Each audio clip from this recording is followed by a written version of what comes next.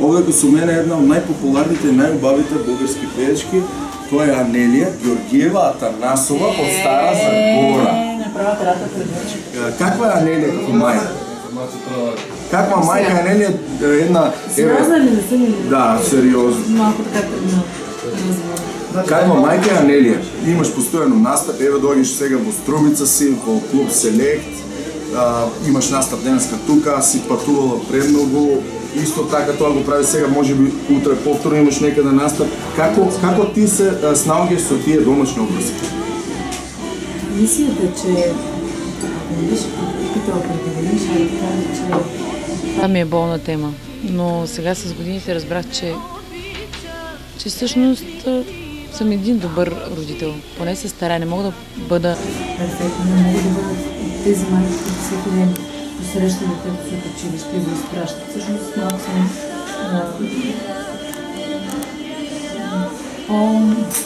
по-друг тип майка. Аз когато съм с Караси. Като приятелка с нея. Разбере твоето чедо ние што велиме, кога ќе порасне ќе види дека неговата мајка се Да, може ли само да довърша? Ама ние с тебе страшно интервю ще дадем. Да продължаваме сериозно. Старая се да създавам ценности на дъщеря си и като че ли малко сме си като приятелки. Да, не съм 100% родителя, който трябва да бъде. Дори много се обвинявам за това. Но истината е, че в крайна сметка всяко нещо си има цена. Не мога да бъдам с дъщеря си и се старая времето прекарано с нея да е качествено. Това е най-важно за мен. Това е обикновените, нормалните неща за мен като родител са ненормални, тъй като аз работя непрекъснато, прибирам се късно. И користиш твоите родители най-вероятно, за да я отгледува твоята Да, бабите да са живи. Да са живи и здрави бабите. Но тя порасна с времето и така, разбирам се. И како е, например, една девойка од Стара Загора да стане толку позната, толку популарна? Девойка да. Еве од Стара Загора и тоа доста млада, на некои 18-19 години почнеш да стане доста славна, доста популарна, се појаваш на Пайрат телевизија. Тогаш ти беше и тој оној експанзивен, ударен албум, каде што е познато, каде што е твојата најголем хит песна "Погледни ме во очите", така ли беше?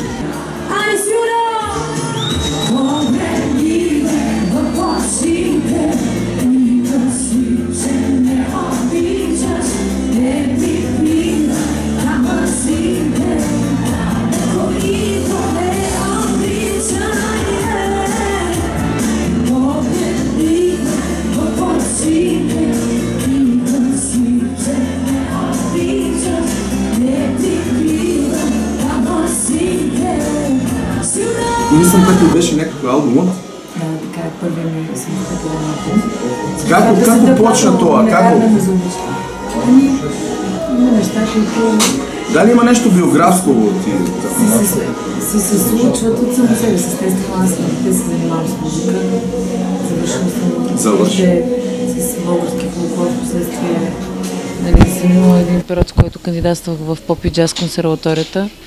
Но надявам се някога да я завърша. Истината е, че има много талантливи момичета и изпълнители, които нямат възможността и шанса да се развият. Явно така ми е било писано.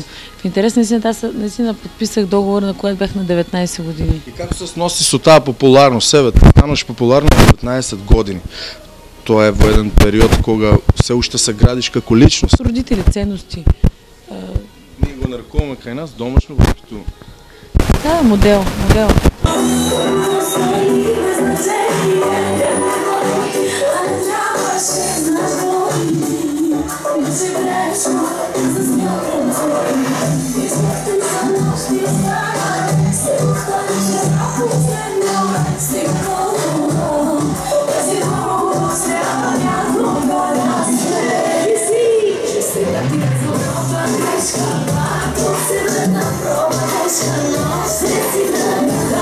Let's go.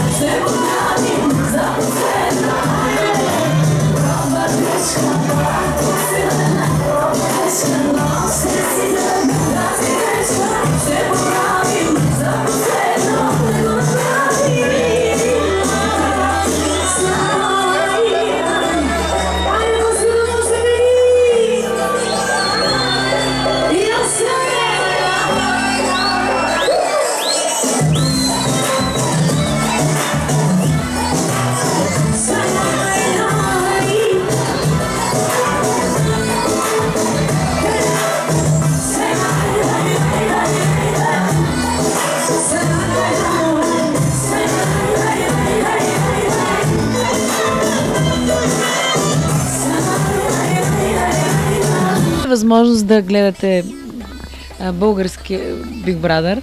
Също там има един страхотен модел. Мариан се казва Кюрпанов, Милета. И той ще участва в най-новия ми клип. Това е неговата задача, номинационна задача. Добро, ајде, ева, доаѓаш во Струмица, ова ти е втор пат во Селект, како си задоволна, вечерва дали ќе изслушаме твоите најголеми хитови, што ќе им пренесеш еве на струмичката публика, овие клише прашања? Въпрос, какво мога да им дам? Някаквото нещо.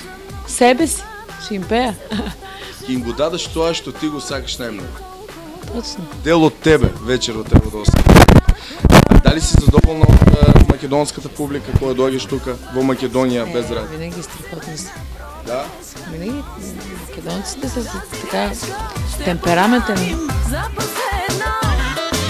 Проба грешка, пак тук се върна. Проба грешка, но ще си тръгна. Тази грешка ще поправим. За последно да го направим.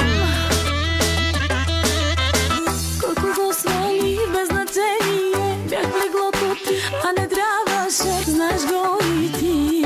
Беше грешка да заспя пред тебе. Исках те за нощ и остана. Се повтаряше за последно. Стига толкова.